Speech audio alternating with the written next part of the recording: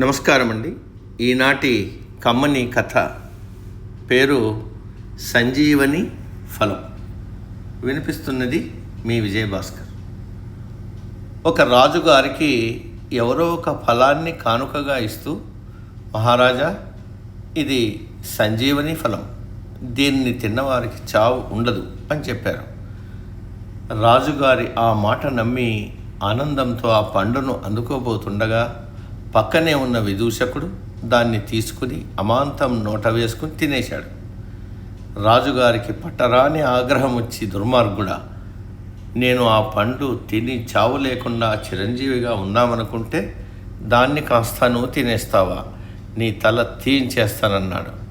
మహారాజా, అది నిజంగా సంజీవని ఫలమే అయితే నన్ను మీరు ఎలా చంపగలరు అని విదూషకుడు అడిగాడు. అది సంజీవని ఫలమని నేను నమ్మను, నీ తల తప్పక తీయిస్తాను అన్నాడు రాజు.